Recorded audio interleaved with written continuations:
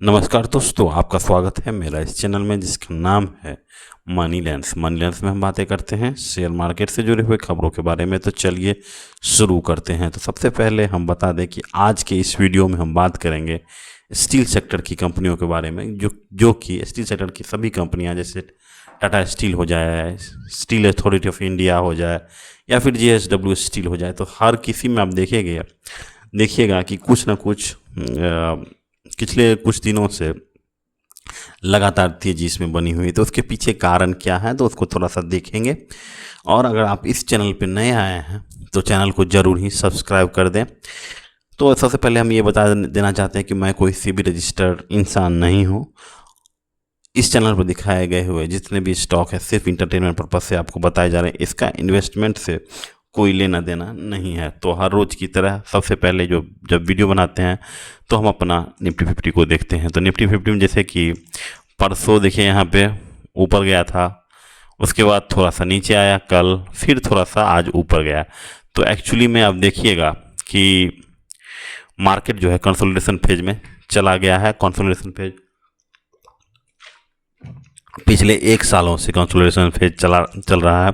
आप यहाँ पे देखिए, जो पिछले साल जो हाई बनाया हुआ था वही हाई से थोड़ा सा नीचे अभी फिलहाल वहीं पे ट्रेड करते जा रहा है। मतलब कि पिछले 1 सालों से निफ्टी में कोई भी बदलाव नहीं आया है। कुछ स्टॉक जो फंडामेंटली स्ट्रॉन्ग थे वो ऊपर गए हैं, लेकिन ओवरऑल जो मार्केट का पोजीशन है वो थोड़ा सा ऊपर जाके थोड़ा सा नीचे जाके यही हो रहा है अभी फ़िलहाल। और जैसा देखने वाली गौर करने वाली बात है कि आप देखिएगा कि फर्स्ट वीक में अगर निफ्टी का महीना का फर्स्ट वीक में आप देखिएगा लोगों के पास पैसा आ जाता है और इनकम टैक्स और SIP भी आना शुरू हो जाता है। तो देखिएगा कि इस फर्स्ट वीक में हमेशा मार्केट ऊपर की तरफ जाता है, फिर दूसरा में थोड़ा सा गिरता है, तीसरा में थोड़ा गिरता है, और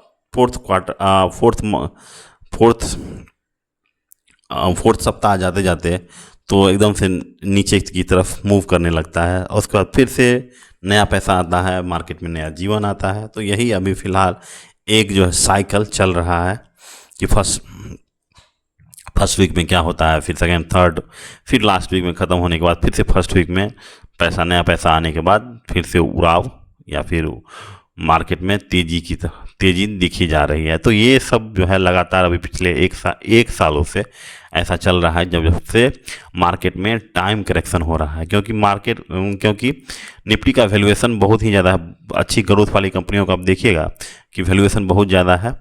तो अब उसके वैल्यूएशन को जस्टिफाई करने के लिए तो प्राइस करेक्शन तो हो नहीं सकता है, क्योंकि नया नया पैसा उसको सपोर्ट कर रहा है। तो इसीलिए टाइम करेक्शन हो रहा है। तो अब यहाँ से कब कहाँ जाएगा निफ्टी, वो तो अब GST काउंसिल का जो मीटिंग हुआ है उसके बाद थोड़ा बहुत लगेगा कि मार्केट में कुछ जान आया है। तो आज जो है GST काउंसिल का मीटिंग हुआ था, उसमें कुछ अहम फैसले लिए गए हैं। वहाँ पे यहाँ देखिए 12 और 28% का जो स्लैब था, देखो पहले चार स्लैब था, 5, 12, 18 और 28, ठीक है, ये 4 स्लैब था।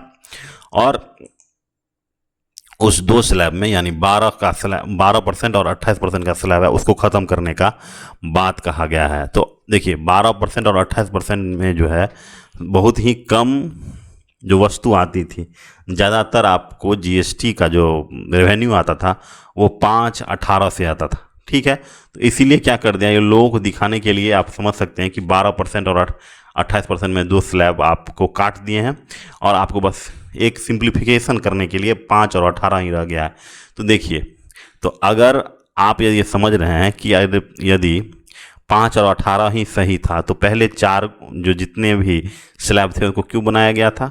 तो आप जो है इसको आप बता रहे हैं कि ये GST रिफॉर्म आ रहा है। रिफॉर्म थोड़ी है ये, अगर आप गौर से देखिएगा तो ये अपनी गलती है जो पिछले कुछ वर्षों में किए होंगे, उस गलती को अभी आप सुधार रहे हैं और 12 और 28 को हटा रहे हैं। तो ये सब सोचने वाली बात होगी कि ऐसा क्यों किया जा रहा है। 12% और 28% को बहुत सारे लोगों को पता भी नहीं होगा, और वो लोग सोच रहे होंगे कि नहीं, मोदी जी जो है हमारे लिए भलाई कर रहे हैं। लेकिन अगर डीप थ्योरी में जाइएगा तो देखिएगा कि हमारा जितना भी रेवेन्यू है अधिकतर रेवेन्यू जो है 5% और 18% में ही आता था, इसलिए थोड़ा बहुत नुकसान के साथ 12 और 28% को ख़त्म करने का फैसला लिया गया है। और इससे थोड़ा सा एक बार इकोनॉमी में थोड़ा सा ग्रोथ भी आ सकता है, क्योंकि यहाँ पे देखिए इसके साथ जो है हेल्थ और लाइफ इंश्योरेंस पे जीएसटी खत्म करने का मुहर लग गई है। तो अब हेल्थ और लाइफ इंश्योरेंस कम हुआ, यानी देखिएगा कि हेल्थ इंश्योरेंस की कंपनियां हो और जैसे कि स्टार हेल्थ हो गया, यहाँ पे देखिए हेल्थ इंश्योरेंस या फिर जीआईसी हो गया, जनरल इंश्योरेंस, ये सब जो है इंश्योरेंस आप एक तरफ से देखिएगा कि वो भागना शुरू करेगा। और दूसरी बात ये है कि यहाँ पे देखिए यहाँ पे इसके अलावा जो है सिगरेट, शराब जैसे हानिकारक वस्तु पे 40% का भारी टैक्स लगाने की बात आ रही है। तो अब जितने भी जैसे रेडियो खैतान हो गए और एसोसिएट अल्कोहल या फिर जितने भी अल्कोहल की कंपनियां हो, जितने भी सिन कंपनियां हैं, उस पर 40% का जीएसटी लगेगा। लेकिन अगर उन लोगों का कंज्यूमर तो उतना पिएगा ही, अब जिसको पीना है 40% लगा दे या 80% लगा दे, उससे कोई फ़र्क नहीं पड़ रहा है, क्योंकि वो लोग पिएंगे ही 40% लगा दे। इससे सरकार को ही अब फायदा होगा कि 40% का टैक्स लगा दिया और उनका रेवेन्यू में उछाल आएगा। तो ये सब चीज़ें आपको समझनी होगी और लोगों को बताने के लिए कि भाई हम तो आपका जीएसटी कट कर दिए हैं। तो तो सरकार का काम यही है कि अमीरों से पैसा लेके गरीबों में बांटने का, ये यानी मेन यही है कि किसी तरह जो है हम इलेक्शन जीतने के लिए जो भी हो सके, जो भी काम कर सके वो करते हैं। यहाँ पे ये बताया गया है, राजस्व सचिव के नोटिस के अनुसार मंगलवार को केंद्र और राज्य अधिकारियों की बैठक हुई जिसमें मुद्दे की चर्चा हुई। यहाँ पे देखिए जीएसटी 2, इसको जो है जीएसटी कट जो है किया गया है उसको जीएसटी 2 बोला गया है। इसको ग्रामीण और शहरी दोनों अर्थव्यवस्था में खपत को बढ़ावा मिलेगा। अगर वो खपत का बढ़ावा मिलेगा यानी कंज्यूम ज़्यादा होगा, तो हमारे जो कंज्यूमर प्रोडक्ट्स हैं जैसे नेस्ले हो गए या फिर जितने भी कंज्यूमर ड्यूरेबल्स कंपनियां हो गए, उसमें एक बार थोड़ा सा ग्रोथ दिख जाने की संभावना है। ठीक है, तो जीएसटी काउंसिल में अभी ये हुआ है, तब देखने वाली बात है कि जीएसटी काउंसिल का जो रिपोर्ट आता है और 22 तारीख से जो बोला गया है कि इम्प्लीमेंटेशन होगा, तो देखते हैं उसमें क्या होने वाला है। उससे पहले मार्केट थोड़ा सा अपने आप को इसके लिए तैयार कर रहा होगा, देखिएगा। तो थोड़ा सा ध्यान से मार्केट में अभी रहिएगा। और दूसरी बात अभी जो सबसे बड़ी मुद्दे की बात है कि टाटा स्टील में जो है जिस तरह से आप देखा होगा कि टाटा स्टील में जो उछाल आया है उसके पीछे कारणों का ये थोड़ा सा विश्लेषण करेंगे। देखिए 6% का जो है भारी उछाल आया है।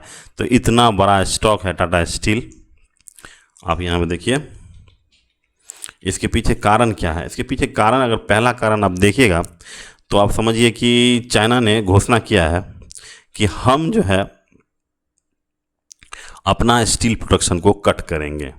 यहाँ पे देखिए according to Reuters, China is looking to cut the steel production between 2025 से 26। अब चाइना क्या कर रहा है कि लो कॉस्ट स्टील जो है वो बना रहा है, और वही लो कॉस्ट स्टील जो है हमारे पास चाइना जो है नेपाल के रास्ते से इंडिया को भेज रहे हैं। तो इसमें क्या हो जाएगा कि जितने भी हमारे देश में डंपिंग कर रहे हैं चाइना का सस्ता स्टील, इसके कारण क्या हो रहा है कि यहाँ के जो लोकल जो स्टील मैन्युफैक्चर हो गए, जैसे टाटा स्टील हो गए, स्टील अथॉरिटी ऑफ इंडिया हो गए, यानी जितना जिंदल स्टील हो गए, जितने भी स्टील के कंपनियां हैं, इनका माल नहीं बिक रहा, क्योंकि उसके प्राइस के साथ अपने आप को compete नहीं कर पा रहा है। तो अब जैसे ही चाइना बोला है कि हम जो है स्टील प्रोडक्शन कट करेंगे, क्योंकि उनके पास भी कंजम्पशन अभी नहीं है। ठीक है, it tackles the over capacity that hits price and fed world wide production backlash. तो ठीक है, तो चाइना अपना प्रोडक्शन कम करेगा, जिसके कारण क्या होगा कि इंडिया में स्टील जो है स्टील मैन्युफैक्चर का बिकना शुरू हो जाएगा। तो इससे क्या होगा कि स्टील का प्राइस ऊपर की तरफ मूव करेगा और स्टील का जो है लोकल स्टील का खपत बढ़ेगा। इसीलिए आप देखे होंगे टाटा स्टील हो जाए, जिंदल स्टील हो जाए, या फिर जितने भी स्टील की कंपनियां हैं, सबके स्टॉक्स ऊपर की तरफ मूव कर रहे हैं। दूसरा इसमें ये बताया गया है कि डॉलर वीकेन हो रहा है। मतलब कि जैसे जैसे टैरिफ लगाया गया है तो धीरे धीरे क्या हो रहा है कि डॉलर वीकन हो रहा है। डॉलर वीकन क्या होगा, दूसरे कंट्री के अगेंस्ट जो है, दूसरे कंट्री की करेंसी के अगेंस्ट डॉलर वीकन हो रहा है, क्योंकि इंटरेस्ट रेट जो है यूएसए में बढ़ रहा है। इंटरेस्ट रेट बढ़ने से क्या हो जाएगा, वहाँ का डॉलर वीक होगा। डॉलर वीक होगा तो दूसरे देश की करेंसी क्या हो जाएगी, मजबूत होगी। तो वो मजबूत होगी तो क्या करेगी, वो जो है कम दामों में वही कमोडिटी खरीद पाएंगे। ठीक है, अगर मान लीजिए कि यहाँ पे 100 रुपये में पहले खरीद रहे थे, अब वही जो 100 रुपया है वो 102 रुपया हो गया, तो हमको क्या कर रहे हैं, कम पैसा लग रहा है कमोडिटी खरीदने के लिए, तो 102 रुपया का हम लोग प्रॉफिट हो गया। तो 2 रुपया कम में ही हम उतना सामान खरीद पा रहे हैं जो कि पहले 100 रुपया हम खरीद पा रहे हैं, क्योंकि हमारा पैसा क्या हो रहा है, अब 98 रुपया का हो गया। सॉरी हाँ, अब 98 रुपया का हो गया हमारा अगर मान लीजिए रुपीज़ 98 रुपये का हो गया। पहले 100 रुपया था, अब 98 रुपया हो गया। तो जो 100 रुपये का सामान है अब हम 98 रुपया में खरीद रहे हैं। तो इससे क्या होगा कि हमको मतलब कि इंडिया को कम दाम में कमोडिटी मिलेगा, तो कमोडिटी के क्या होगा, डिमांड ज़्यादा हो जाएगा। ठीक है, इसके कारण क्या हो जाएगा कि कमोडिटी का डिमांड ज़्यादा होगा तो कमोडिटी का प्राइस बढ़ जाएगा। तो ओवरऑल जैसे जैसे स्टील का प्राइस बढ़ेगा तो क्या हो जाएगा कि स्टील की कंपनियों का प्रॉफिट भी बढ़ेगा। वही चीज़ है कि आप समझ लीजिए कि डॉलर वीकन होगा तो स्टील का प्राइस ऊपर की तरफ मूव करेगा। और तीसरा और सबसे ज़रूरी कारण क्या था कि Q1 का जीडीपी डाटा दिया गया है वो 7.8 है। तो अगर हमारा जीडीपी का डाटा 7.8 है तो कहीं ना कहीं हमारा इंफ्रास्ट्रक्चर भी अच्छा करेगा। देखिए, ग्रोथ ऑफ रियल जीडीपी जो है 26 हायर देन 6.5, देखिए यहाँ 7.8 के आसपास था। तो 7.8 का जो जीडीपी डाटा आया है तो ये एक परसेप्शन क्रिएट करता है कि इंडिया में ग्रोथ है, और जो ग्रोथ है वो इंफ्रास्ट्रक्चर के जरिए ही आ सकती है। इसीलिए आप देखे होंगे कि जितने भी स्टॉक्स हैं स्टील के, चाहे टाटा स्टील देख लीजिए, पिछले कुछ दिनों से आप देखेंगे टाटा स्टील का अगर चार्ट देखिएगा तो पिछले कुछ दिनों चार्ट देखिए तो यहाँ पे देखिए, हाँ कहाँ 160 से 167, यहाँ से नीचे से देखिए 130 से 100, यानी लगभग 30 रुपये का। यदि आप स्टील अथॉरिटी ऑफ इंडिया का देखिएगा